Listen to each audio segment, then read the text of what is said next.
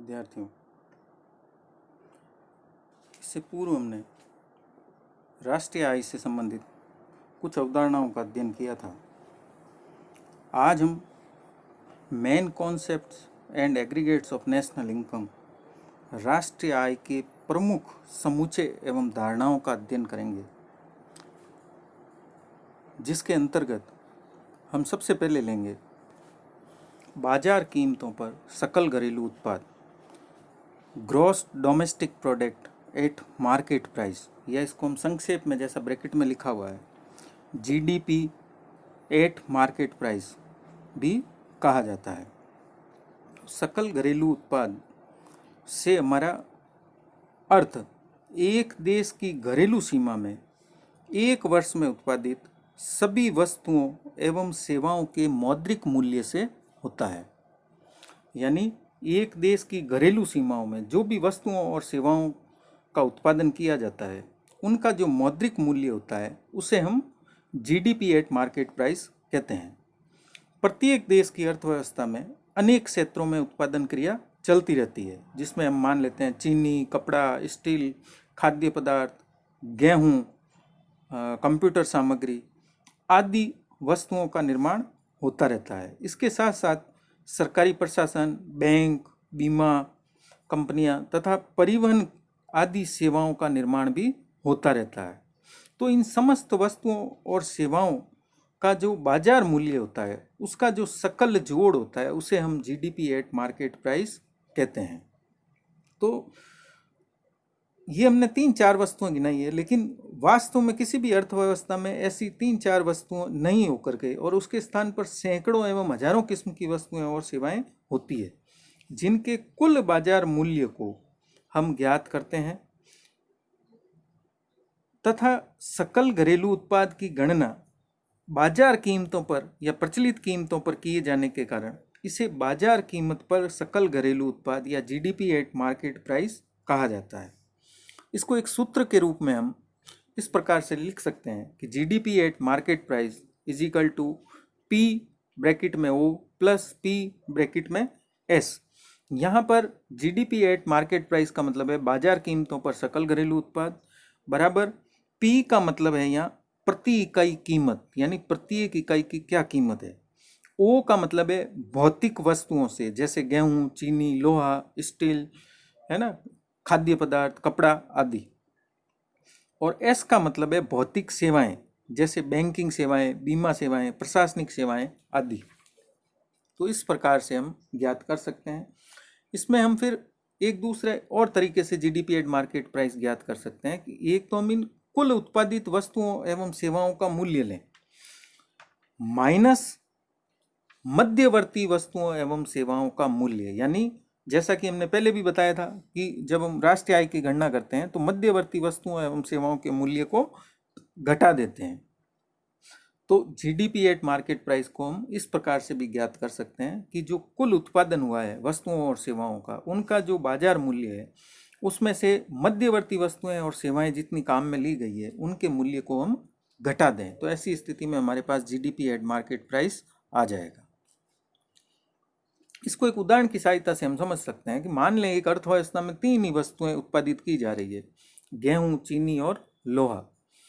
तो 2019-20 में इन तीनों का उत्पादन क्रमशः, जैसे गेहूं का 2000 क्विंटल, चीनी का 1000 क्विंटल और लोहे का 3000 क्विंटल हुआ है। इन तीनों वस्तुओं की प्रति इकाई कीमतें, है ना, या प्रति क्विंटल कीमतें 300 रुपये, 500 रुपये और 700 रुपये थी। तो ऐसी स्थिति में जीडीपी एट मार्केट प्राइस क्या होगी, तो हम कैसे ज्ञात करेंगे। अभी जो हमने सूत्र पहले लिया था, GDP at market price is equal to P bracket में ओ प्लस पी ब्रैकेट में एस। चूंकि यहाँ हम भौतिक सेवाओं को हमने इसमें शामिल नहीं किया है, सिर्फ वस्तुओं को शामिल किया है, तो वस्तुओं के सकल मूल्यों का जो जोड़ होगा वही जीडीपी एट मार्केट प्राइस हो जाएगा। इसको हम इस रूप में टेबल के रूप में रख सकते हैं कि गेहूं की मात्रा 2000 क्विंटल है और प्रति क्विंटल 300 रुपये की कीमत है, तो ऐसी स्थिति में सकल मौद्रिक मूल्य हो जाएगा 2000 इंटू 300 बराबर 6 लाख रुपये। इसी प्रकार से चीनी का सकल मौद्रिक मूल्य 5 लाख रुपये और लोहे का सकल मौद्रिक मूल्य 21 लाख रुपये हो जाएगा। तो इन तीनों के सकल मौद्रिक मूल्यों को जोड़ने पर हमारे पास 32 लाख रुपए आ जाएंगे, जो जीडीपी एट मार्केट प्राइस कहलाएगा। तो इस प्रकार से हम जीडीपी एट मार्केट प्राइस की गणना करते हैं। इसके पश्चात आते हैं हम कि इस जीडीपी एट मार्केट प्राइस की विशेषताएं क्या है, या सकल घरेलू उत्पाद की क्या विशेषताएं होती है। तो इसकी सबसे पहली विशेषता है कि इसमें केवल देश की घरेलू सीमाओं में उत्पादित वस्तुओं और सेवाओं को ही शामिल किया जाता है, क्योंकि जैसा कि इसके नाम से पता चलता है हमें सकल घरेलू उत्पाद, तो ऐसी स्थिति हम केवल घरेलू सीमाओं में उत्पादित वस्तुओं और सेवाओं के मूल्य को ही शामिल करेंगे। दूसरा फिर है कि यह उत्पादन के सकल मूल्य का माप प्रस्तुत करता है। सकल शब्द इसमें इसलिए जोड़ा गया है क्योंकि मूल्य ह्रास या स्थिर पूंजी पदार्थों के उपभोग का मूल्य भी इसमें शामिल होता है। इसमें मूल्य ह्रास शामिल होता है, अलग से नहीं होता है ना, माइनस नहीं किया जाता है। तीसरी इसकी फिर विशेषता है कि सकल घरेलू उत्पाद में केवल अंतिम वस्तुओं व सेवाओं के मूल्य की गणना की जाती है। इसमें कच्चा माल, बिजली, ईंधन जैसी जो मध्यवर्ती वस्तुएं होती है उनके मूल्यों को शामिल नहीं किया जाता है। जैसा कि इससे पहले हमने सूत्र के रूप में भी दिखाया था कि कुल उत्पादित वस्तुओं एवं सेवाओं का मूल्य माइनस मध्यवर्ती वस्तुओं तथा सेवाओं का मूल्य, तो इसमें से मध्यवर्ती वस्तुओं व सेवाओं का मूल्य घटा दिया जाता है और केवल अंतिम वस्तुओं व सेवाओं के मूल्य की गणना की जाती है। फिर इसकी विशेषता है कि इसमें केवल भौतिक उत्पादन ही नहीं बल्कि उत्पादित वस्तुओं व सेवाओं के बाजार मूल्यों को शामिल किया जाता है। तो बाजार मूल्यों को हम शामिल करते हैं। फिर तीसरा है कि इसकी अवधि, इसकी जो अवधि है वो एक लेखा वर्ष मानी जाती है, यानी एक लेखा वर्ष में जो सकल मूल्य वृद्धि आकलित की जाती है उसे हम जीडीपी एट मार्केट प्राइस कहते हैं। ये एक लेखा वर्ष 1 अप्रैल से 31 मार्च तक हो सकता है, कहीं पर 1 जनवरी से 31 दिसंबर तक भी हो सकता है। फिर है कि इसका जो मापन किया जाता है वो प्रचलित कीमतों पर किया जाता है। यदि हम 2009-10 की जीडीपी ज्ञात करना चाहते हैं, मान लेते हैं, तो उसमें केवल 9-10 में उत्पादित वस्तुओं एवं सेवाओं को ही शामिल किया जाएगा। उसमें 2008-9 में उत्पादित वस्तुओं को शामिल नहीं किया जाएगा, भले ही हमने उसका विक्रय 2009-10 में किया हो। तो अगर हम पिछले साल की जो बची हुई वस्तुएं और सेवाएं हैं उनका अगर हम वर्तमान वर्ष में विक्रय करते हैं, तब भी ऐसी स्थिति में वर्तमान वर्ष की जीडीपी में उसको शामिल नहीं करेंगे। तो इस प्रकार से हमने देखा जीडीपी कैसे ज्ञात की जा सकती है, उदाहरण के माध्यम से भी, और जीडीपी एट मार्केट प्राइस की क्या विशेषताएं हो सकती है। अब हम चलते हैं नेक्स्ट अवधारणा पर, बाजार कीमत पर सकल राष्ट्रीय उत्पाद, gross national product at market price. इसको हम संक्षेप में जीएनपी एट मार्केट प्राइस कहते हैं। तो राष्ट्रीय उत्पाद है कि धारणा केवल उसी अंतिम उत्पाद के मूल्य से संबंधित नहीं है जो देश की घरेलू सीमा के अंतर्गत सामान्य निवासियों द्वारा उत्पादित किया जाता है। जैसा कि जीडीपी एट मार्केट प्राइस में देखा है हमने, उसकी विशेषता में हमने देखा है कि घरेलू सीमा में उत्पादित वस्तुओं और सेवाओं के मूल्य को ही शामिल किया जाता है, जबकि जीएनपी एट मार्केट प्राइस में इनके अलावा विदेशों से प्राप्त शुद्ध साधन आय को भी शामिल किया जाता है। तो देश के निवासियों द्वारा देश में या विदेश में एक वर्ष में किए गए अंतिम रूप से उत्पादित कुल वस्तुओं एवं सेवाओं के मौद्रिक मूल्य को सकल राष्ट्रीय उत्पाद कहा जाएगा। तो इस प्रकार से GNP at market price is equal to हो जाएगा GDP at market price. GDP at यानी सकल घरेलू उत्पाद, जिसमें हमारे देश की घरेलू सीमाओं में उत्पादित वस्तुओं एवं सेवाओं का मूल्य होता है, उसको करेंगे, प्लस NFIA यानी विदेशों से प्राप्त शुद्ध साधन आय। NFIA का मतलब है नेट फैक्टर इनकम फ्रॉम एबोर्ड्स, यानी विदेशों से जो हम शुद्ध साधन आय प्राप्त करते हैं उसको कहा जाता है NFIA। तो NFIA क्या है? विदेशों से शुद्ध साधन आय एक देश के सामान्य निवासियों द्वारा दूसरे देशों को अपनी साधन सेवाएं व संपत्ति प्रदान करने के बदले में जो आय प्राप्त होती है वो लगान के रूप में हो सकती है, मजदूरी के रूप में हो सकती है, ब्याज के रूप में हो सकती है, अथवा लाभांश प्रॉफिट के रूप में भी हो सकती है। और इस देश यानी हमारे देश की घरेलू सीमा में विदेशियों द्वारा प्रदान की गई सेवाओं के बदले में जो आय उनको भुगतान की जाती है, इन दोनों का जो अंतर होता है वो NFIA होता है। जैसा कि सूत्र रूप में यहाँ लिखा हुआ है, देश के निवासियों द्वारा विदेशों से अर्जित साधन आय माइनस गैर निवासियों द्वारा हमारे देश से अर्जित साधन आय। तो इसको हम NFIA कहेंगे। अब NFIA या विदेशों से प्राप्त शुद्ध आय में हम क्या क्या शामिल करेंगे? तो सबसे पहले हम शामिल करेंगे कर्मचारियों की शुद्ध क्षतिपूर्ति, यानी जो कर्मचारी काम करते हैं उनकी शुद्ध क्षतिपूर्ति क्या है।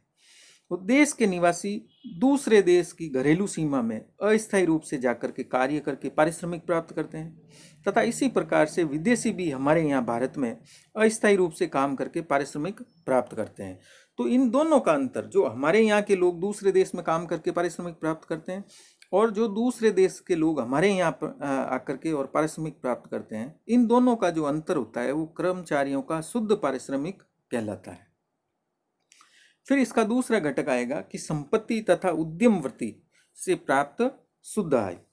जिस देश के निवासी शेष विश्व से, यानी हमारे देश को छोड़ करके शेष विश्व से ब्याज, किराया या लाभ के रूप में जो आय अर्जित करते हैं, तथा इसी प्रकार से शेष विश्व को हमारे देश द्वारा जो भुगतान ब्याज, किराए या लाभ के रूप में किया जाता है, तो इन दोनों का जो अंतर होता है वो शुद्ध आय कहलाती है और उसको हम NFIA में जोड़ते हैं दूसरे घटक के रूप में। तीसरा घटक NFIA का होता है विदेशों से निवासी कंपनियों की शुद्ध प्रतिधारित आय, यानी विदेशों में स्थित हमारी जो निवासी कंपनियां हैं उनकी जो प्रतिधारित आय है, तथा हमारे देश की घरेलू सीमा के अंदर जो विदेशी कंपनियां स्थित है उनकी जो प्रतिधारित आय है, इन दोनों का जो अंतर है वो शुद्ध प्रतिधारित आय कहलाता है। जैसे हम उदाहरण के रूप में मान सकते हैं कि मान लीजिए जो है लक्ष्मी निवास मित्तल जो उद्योगपति हैं, उनकी एक जो कंपनी है स्टील से संबंधित आर्सेलर जो उन्होंने खरीदी थी, वो विदेशों में काम करती है, तो उसकी जो प्रतिधारित आय है वो हमारे देश की उसमें जोड़ी जाएगी। और जो विदेशी कंपनियां, मान लीजिए चाइना की कोई कंपनी हमारे यहाँ काम कर रही है, जैसे Xiaomi है मोबाइल कंपनी, वो अगर हमारे यहाँ काम कर रही है या Vivo काम कर रहा है, तो ऐसी स्थिति में उनकी जो प्रतिधारित आय है उसको हम उसमें से घटाएंगे तो हमारे पास शुद्ध प्रतिधारित आय प्राप्त हो जाएगी। तो इस प्रकार से हमने देखा कि NFIA क्या है। अब इसको भी हम एक उदाहरण के माध्यम से समझ सकते हैं कि हम मान लें कि किसी वर्ष में, जैसे 2019-20 में अर्थव्यवस्था में हमारे यहाँ GDP एट मार्केट प्राइस 1,25,000 करोड़ रुपए थी, तथा विदेशों से प्राप्त शुद्ध साधन आय यानी NFIA जो है वो प्लस 250 करोड़ रुपए था। तो GNP एट मार्केट प्राइस क्या होगी? तो इसको ज्ञात करने के लिए हम सूत्र लेते हैं, GNP at market price is equal to GDP eight market price plus NFIA। ये दोनों ही हमारे पास हैं। GDP एट मार्केट प्राइस 1,25,000 करोड़ रुपए और NFIA है 250 करोड़ रुपए। तो हम इन दोनों को जोड़ लेंगे तो ऐसी स्थिति में हमारे पास 1,25,250 करोड़ रुपए GNP एट मार्केट प्राइस ज्ञात हो जाती है। तो लेकिन एक और सवाल है कि क्या GNP एट मार्केट प्राइस का मूल्य GDP एट मार्केट प्राइस से कभी कम भी हो सकता है? यहाँ तो ज़्यादा है, लेकिन क्या कम भी हो सकता है क्या? तो ये इस बात पर निर्भर करेगा कि हमारा जो NFIA है वो धनात्मक है या ऋणात्मक है, वो नेगेटिव है या पॉजिटिव है।